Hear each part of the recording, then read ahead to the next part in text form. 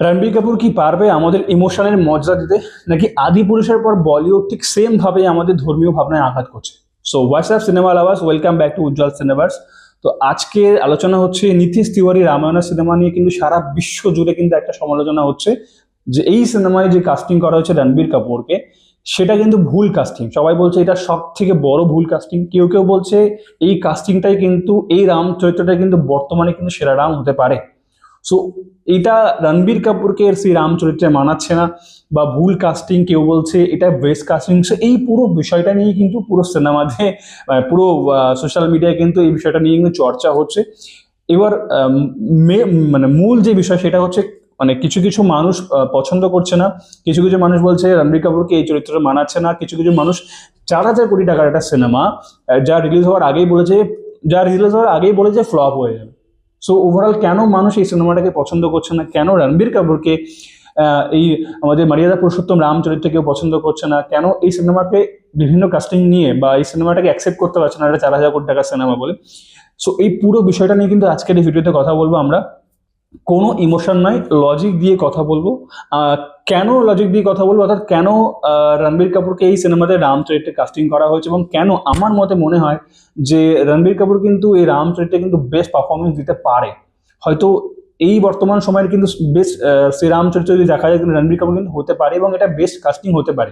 So এই পুরো বিষয়টাই কিন্তু আমি এই ভিডিওটা আজকে আলোচনা করব। তো আগে দেখতে হবে, সবার আগে দেখতে হবে যে রণবীর কাপুরের অভিনয়, তার যে মেথড অ্যাক্টিং।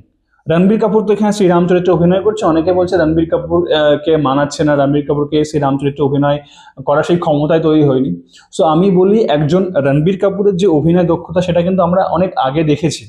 রকস্টারের সিনেমাতে কিভাবে তার পাগলামিটা, রকস্টার সিনেমাতে তার পাগলামি দেখেছি, এবং উল্টো দিকে ঠিক বিপরীত ভাবে কিন্তু যখন বরফি সিনেমা, তো বরফিতে কিন্তু রণবীর কাপুরের সেই স্নিগ্ধতা, সেই একজন সেই শান্ত যে অভিনয় দিকটা, সেটাও কিন্তু আমরা বরফি সিনেমার মধ্যে দেখেছি। আরো অনেক সিনেমা আছে, বাট আমি রকস্টার বা তোর বরফি সিনেমার নাম নিলাম। ফলত তার পারফরমেন্স নিয়ে কিন্তু আমরা কথা বলতেই পারি না যে তার পারফরমেন্স, সে একজন অভিনেতা কেমন।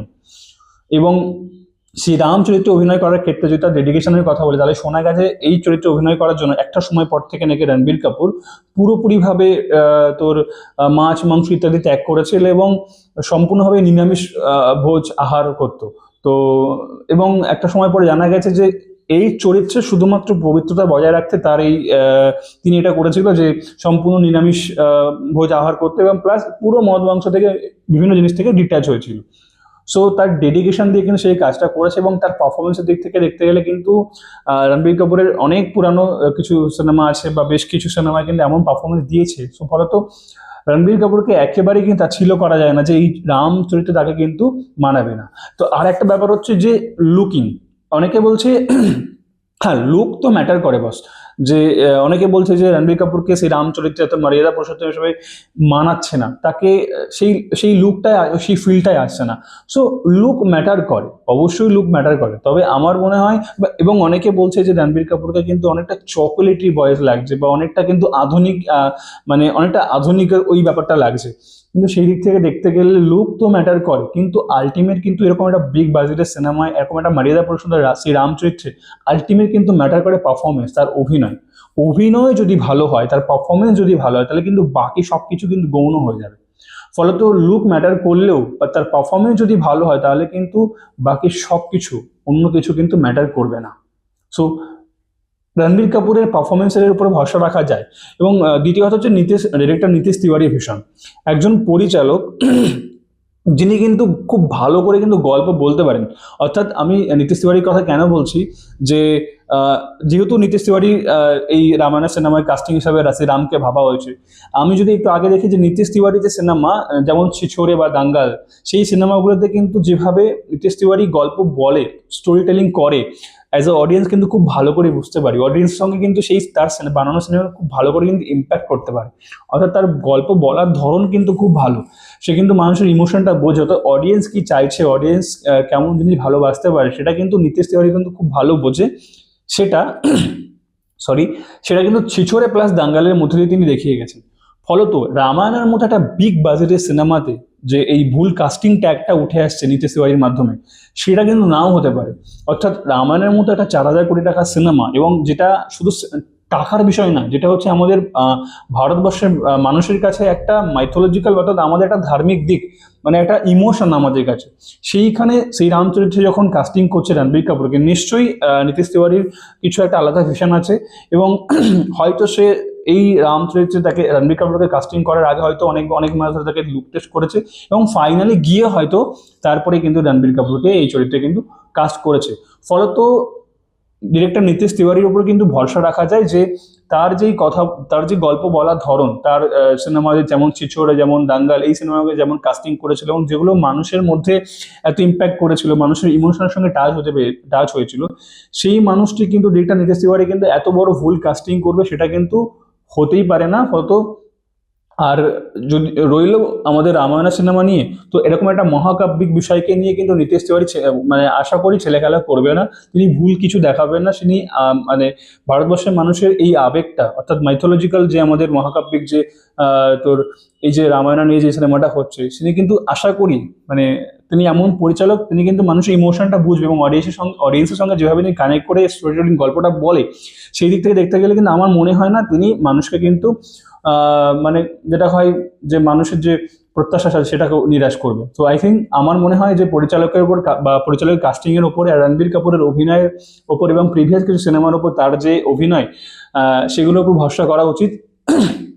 সব থেকে বড় কথা, সিনেমা এখনো রিলিজ করেনি, তার আগে কিন্তু অনেকে সিনেমাকে এই সিনেমা মানে ফ্লপ হবে, ফ্লপ অবশ্যই হবে, কাস্টিং একদম ভুল হয়েছে, কাস্টিং ঠিক হয়নি, রণবীর কাপুরকে মানা হচ্ছে ইত্যাদি ইত্যাদি বিষয় নিয়ে ট্রোল করছে। হ্যাঁ, শ্রীরাম চরিত্রে আমরা হয়তো অনেক আগে অনেককে দেখেছি, কিন্তু এটা রণবীর কাপুরের পারফরমেন্স যদি ভালো হয়, রণবীর কাপুরের তোর শ্রীরাম চরিত্রে তার যে স্নিগ্ধতা, শান্ততা, সেটা যদি ঠিকঠাক বা তার চোখের চাহনি যদি ঠিকঠাক করে দেখাতে পারে, তাহলে কিন্তু এই বর্তমান সময়ে কিন্তু সেরা রাম কিন্তু হতে পারে রণবীর কাপুর। এবং নীতিশ তিওয়ারি কিন্তু এই সিনেমা কিন্তু বিশ্বজুড়ে কিন্তু সারা বিশ্বজুড়ে কিন্তু ব্যাপক আলোড়ন সৃষ্টি করতে পারে।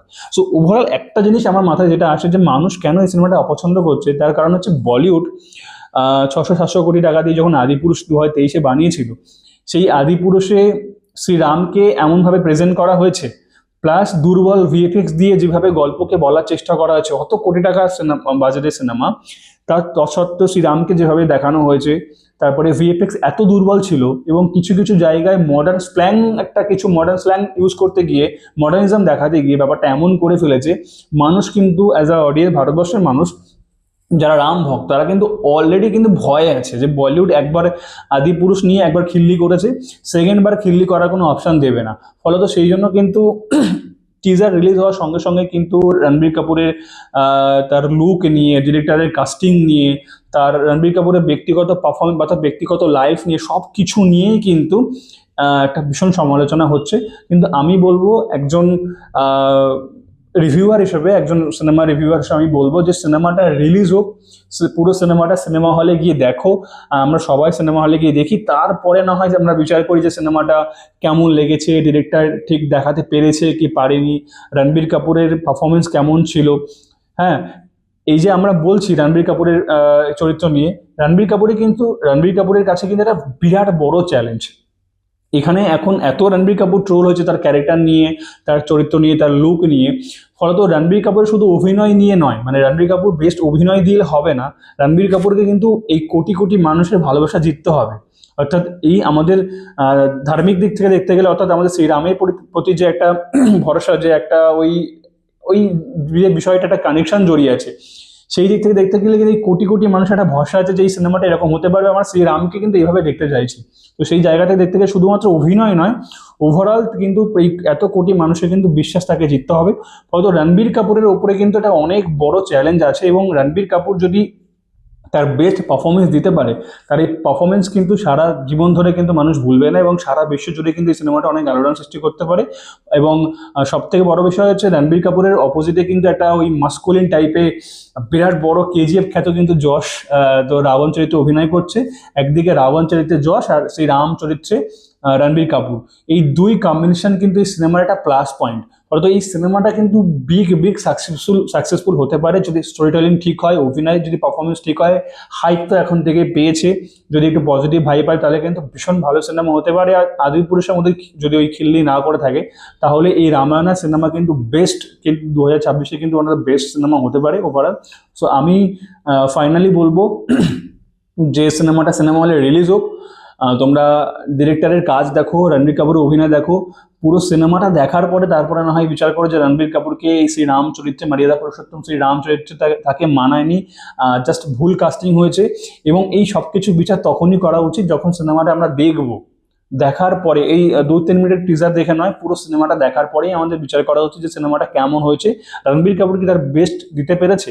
এই সব কিছু নিয়ে কিন্তু তখন আমরা সবাই কথা বলতে পারি। সো বস তখন এই কথাগুলো বলা উচিত যেটা ফ্লপ হবে, বাজে সিনেমা, ফ্লপ হয়ে গেছে, ভুল কাস্টিং। সো তখন আমরা এই কথাটা বলি।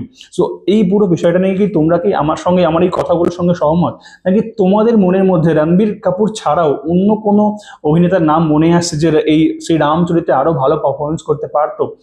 তার নাম কিন্তু আমার ভিডিও কমেন্টে অবশ্যই প্লিজ লিখে জানিও যে তোমরা কাকে ভাবছো শ্রী রাম চরিত্রে রণবীর কাপুর ছাড়া ওই পার্টিকুলার অভিনেতাটা হলে আরো বেশি ভালো পারফরমেন্স করতে পারতো।